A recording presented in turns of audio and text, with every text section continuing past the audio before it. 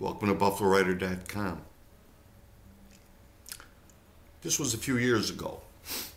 There was a show of my paintings, a small gallery in Hollywood, and the woman who ran the gallery said, "Why don't we do a reading on the opening night, you know?" And I said, I like that idea. So happened I was working on something. I was doing a spoof of Esquire magazine at that time. And I thought that would be perfect for the reading, you know. So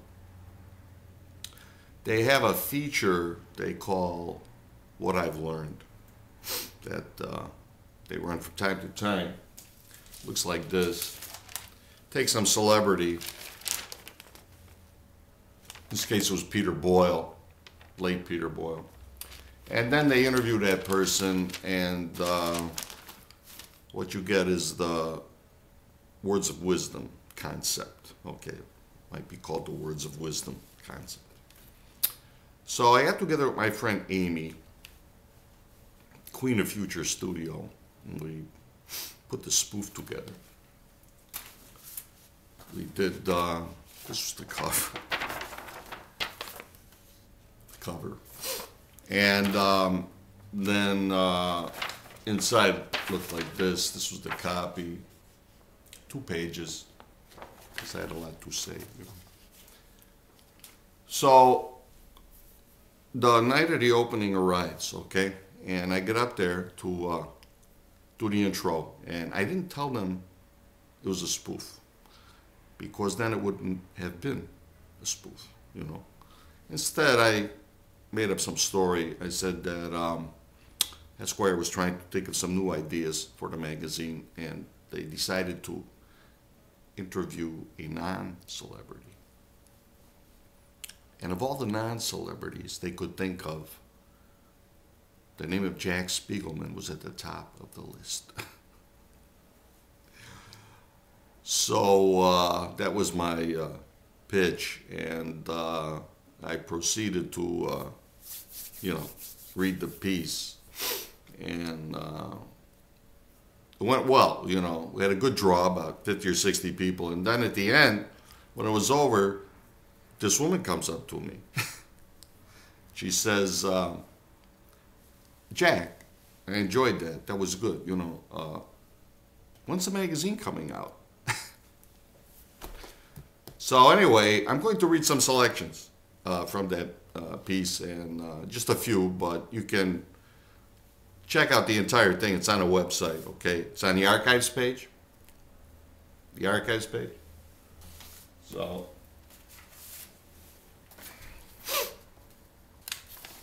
What I've Learned. Jack Spiegelman, writer, 64, Los Angeles.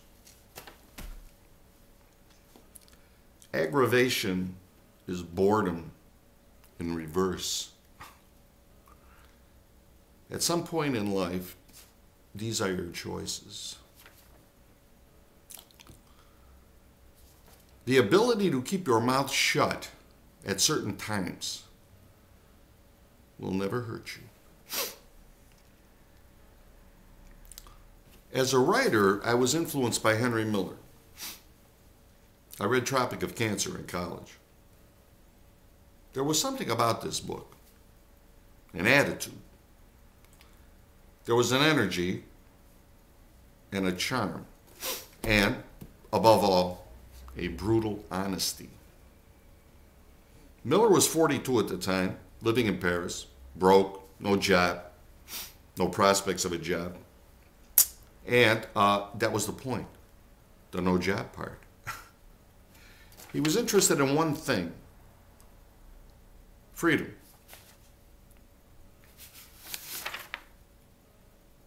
I've taught adult ed, English to immigrants. It's a wonderful job. Inside that room with them, it's a little world where things happen that could happen nowhere else. And I learned something. This was the way to meet women. It was the greatest way. Why? because you don't have to do anything. You're the teacher. Student always falls in love with the teacher. Unless you have a tumor, like a grapefruit, growing out of your forehead, or look like you spent the night under a car. Some of them do. You are in. It was amazing. The most hideous torture, hands down, being locked in a room listening to mariachi music. Threaten me with that one, I would turn in my grandmother. The funniest thing I've seen on television, the guy who stole a tank and with it toured a residential section of Long Beach. He flattened 5 or 10 cars, then sheared the side of a mobile home. The mobile home was there, then it was half there. It was on the floor.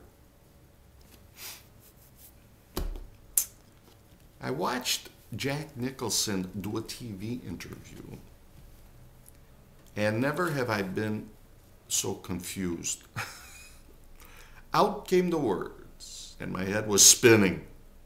He spoke for 15 minutes. When it was over, we were right back where we started, completely in the dark. My point is, a celebrity should never, in public, speak an unscripted thought. It's better to be completely wrong than right in a half-assed way. Genius is the creation of order from confusion. If you step up to the plate enough times, you are bound to hit a few home runs. Einstein was chosen Man of the Century by Time magazine. The criteria was who had the most impact of the history on that time. Time magazine said Einstein. I say Hitler. Hands down, no contest. But Time had their Man of the Century angle that they insisted on having, the facts to the contrary, and history be damned. It's called having your cake and to eat it too. Can't be done.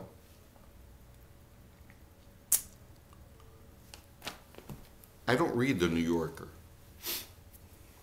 I did it for the last time when a comma overdose triggered itself that nearly proved fatal. Every day, an editor for the magazine arrives at the office. There on his desk is a jar, fresh commas. There are 350 commas in the jar. At the end of the day, the jar must be empty. That is the rule.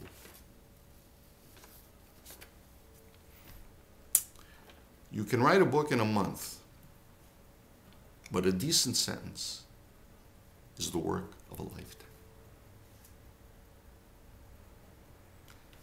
And while we're on that subject, writing is the reader reading, turning the page. If you can do that, you're a writer. One of the things they don't teach you in college is learning to kiss ass. Well, that's the piece, or selections from the piece. You can read the entire piece on the archives page, so I hope you will go to the archives page. And thank you for watching. I'll see you in a couple of weeks.